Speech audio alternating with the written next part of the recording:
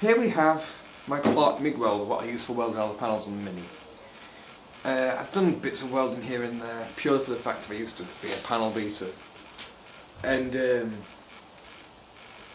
I got asked by a friend to say, what do you use and what settings do you have and all that lot. So I thought I'd run through everything.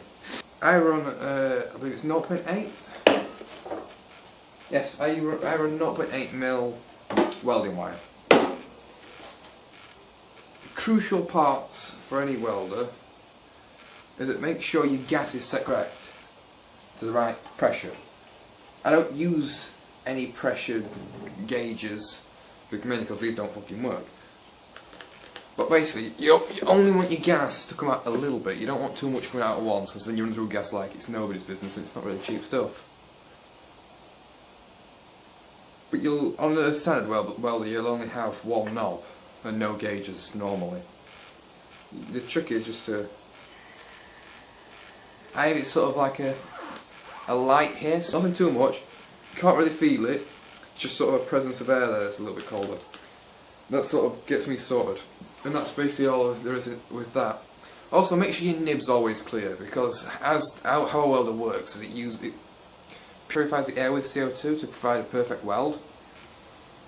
And if this is all blocked up, obviously the gas can't get to the weld properly, and it'll cough and splutter a bit, and won't make a significantly good weld. It's also crucial your earth cable is connected to a completely bare piece of metal, completely clean. Just like any surface that you would be welding, it needs to be completely clean.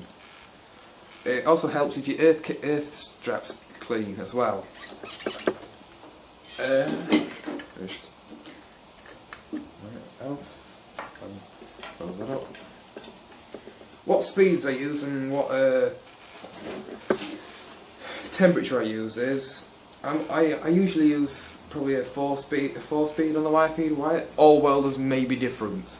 I have only really used a Clark, but usually between 3 and 4. And if it's sort of higher gauge stuff, thicker than the 1mm panel on a Mini, so say sort of the bulkhead panel. I did a bit of welding on the bulkhead panel, sort of I jumped it to about 5.5, but that's very rare. My wire temperature, I tried it on 1 max and it didn't really work that well. So I've got it on my 2 setting with max. I don't know what settings any other welders come with, but that's what I do know about this particular model. Now, the sound you're looking for when you're welding is sort of like a sizzling bacon. That's sort of, from what I've been taught, the sound that you are meant to look for when welding is the sound of sizzling bacon, and it's quite a nice sound actually. I find welding quite nice. I enjoy welding. And you should be really set. If you start burning through your holes, obviously you're holding your torch on too long and you're making the metal melt, which is quite... I've done it really quite a lot with the 1mm steel. It's quite a difficult metal to weld with.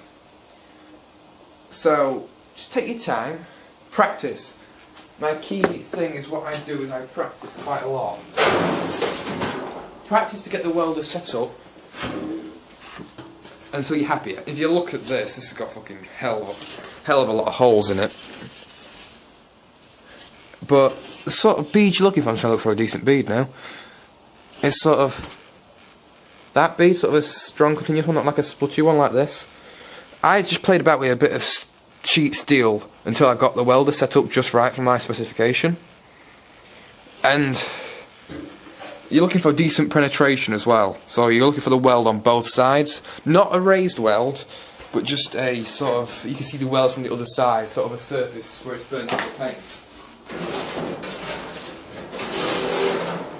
So yeah, this has been my setup on the Clark 151 TE Turbo. Hope this helped. If not, drop me a message and I'll see if I can help you anyways. Thanks for watching another sort of Mini related video, and until the next time, ta-ra.